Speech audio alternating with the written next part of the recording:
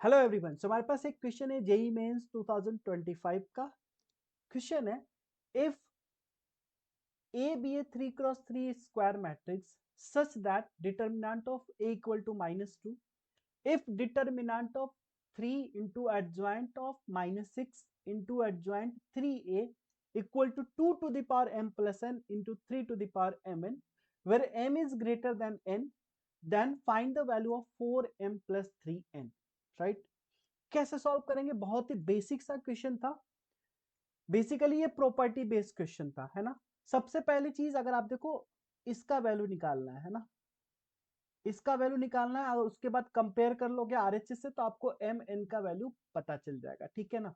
तो कैसे करेंगे? डिटर्मिनेंट ऑफ दिस, मतलब आपको क्या करना है, डिटर्मिनेंट ऑफ 3 इंटू एडजॉइंट -6 फिर से एडजॉइंट एंड 3a, कुछ इस तरह से है ना। इसका इसका वैल्यू आपको दे रखा है 2 to the power m plus n into 3 to the power m n। इसको सॉल्व करने से पहले कुछ चीजें आप जो आपको आई होप आपको पता होंगी, जैसे एडजॉइंट ऑफ अगर के ए है ना, एडजॉइंट ऑफ के है तो आप इसको क्या लिख सकते हो, के रेज टू द पावर। अब देखो जितना ऑर्डर है, मैट्रिक्स का ऑर्डर कितना है, यहाँ पे 3x3 दिया हुआ है ना। तो यहाँ पे basically n-1 into adjoint A हो जाता है। क्लियर है? ठीक है ना। अब देखो यहाँ पे अगर आप इस वाले को ब्रेक करते हो तो इसको लिख सकते हो 3 एडजॉइंट -6। अब एडजॉइंट ऑफ 3 है, अब 3 बाहर आएगा तो क्या हो जाएगा, into 3 to the power n-1। और n कितना है यहाँ पे, 3x3 यानी 3 हो जाएगा, तो 3-1 दैट मीन्स 2 हो जाएगा। और इसको लिख दोगे आप एडजॉइंट ऑफ ए। ये चीज मेरे ख्याल से अच्छे से समझ में आ गया होगा, है ना। और इसका डिटर्मिनेंट है।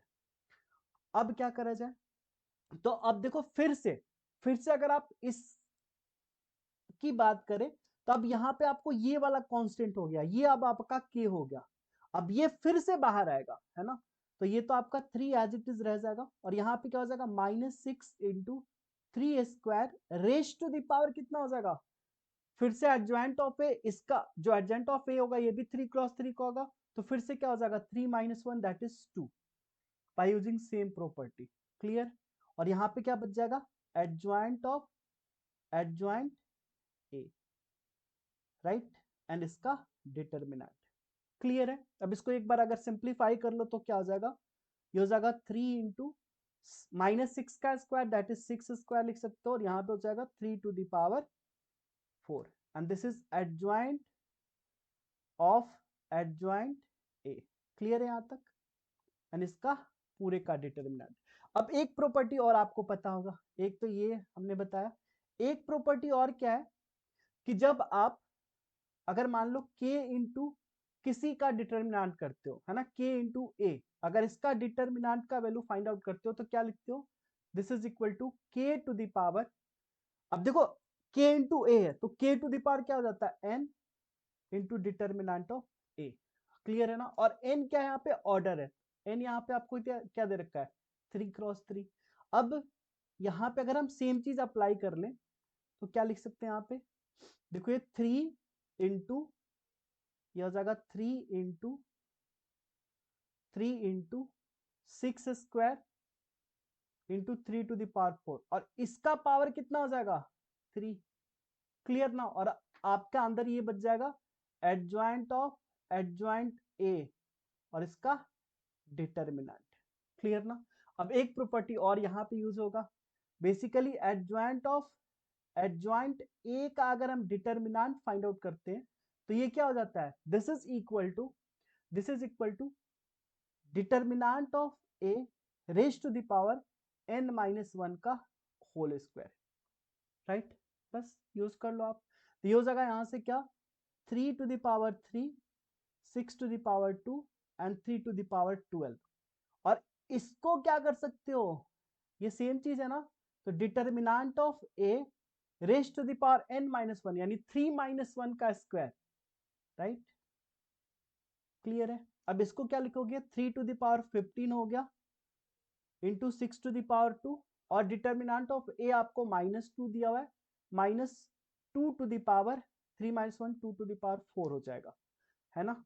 ओके, और ये किसके बराबर दिया हुआ है, तो 2 to the power m plus n into 3 to the power m n के बराबर दिया हुआ है, ठीक है। अब इसको आप इस फॉर्म में लिखो एक बार, तो क्या हो जाएगा यार, 3 टू द पावर 15, और 6 को आप लिख सकते हो 3 इंटू 2, दैट मीन्स 6। अच्छा, यहां से एक चीज हमने गलती करा है, वो करेक्शन कर लो, ये पावर 3 था तो 3 यहाँ पे 6 हो जाएगा, है ना। ये 3 था तो 2 3 जा 6, यहाँ पे भी 6 हो जाएगा। दैट मीन्स यहाँ से आपको मिला 2 to the power 6 into 3 to the power 6, and ये 2 to the power 4 is equal to 2 to the power m plus n into 3 to the power mn, correct है ना। अब यहाँ से देखो 15 प्लस 6 कितना हो जाएगा, 3 to the power 21 into 2 to the power 10, and this is equal to 2 to the power m plus n into 3 to the power mn। अब दोनों साइड आप इक्वेट कर लो, इक्वेट करोगे तो यहां से आपको क्या मिलेगा, इक्वेट करोगे तो m प्लस n बराबर 10 मिलेगा, एंड mn बराबर 21 मिलेगा। अब आप चाहो तो इस इक्वेशन को सॉल्व कर सकते हो, या फिर अगर हिट एंड ट्रायल से देखोगे, क्या बोला जा रहा है यहाँ पे एक चीज और आपको दिया कि m is greater than n। तो अगर हम यहाँ पे m n की वैल्यू देखें तो यहाँ से क्या हम पता करेंगे, m बराबर 7 एंड n बराबर 3, m बराबर 7 n बराबर 3।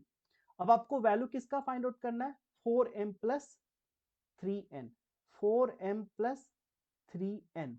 m का वैल्यू हमारे पास क्या मिला 7, n का वैल्यू 3। n 7 क्यों नहीं हुआ, क्योंकि आपको दे रखा था कि m is greater than n, right ना। अब यहां से आप वैल्यू रख दो तो कितना हो जाएगा, 4 into 7 plus 3 into 3, that means 28 plus 9, और इन दोनों को ऐड करोगे तो 37, that means 4m plus 3n का वैल्यू कितना हो जाएगा 37। This will be the answer, right. I hope आपको ये सॉल्यूशन अच्छे से समझ में आया होगा। बहुत ही बेहतरीन सा क्वेश्चन था, जस्ट इसमें कुछ कंसेप्ट जो भी प्रॉपर्टीज थे ना एडजॉइंट के, वो सारे यूज हुए थे। ओके, सो फिर मिलते हैं आपसे नेक्स्ट वीडियो में और भी इंटरेस्टिंग क्वेश्चंस के साथ, तब तक टेक केयर, थैंक यू।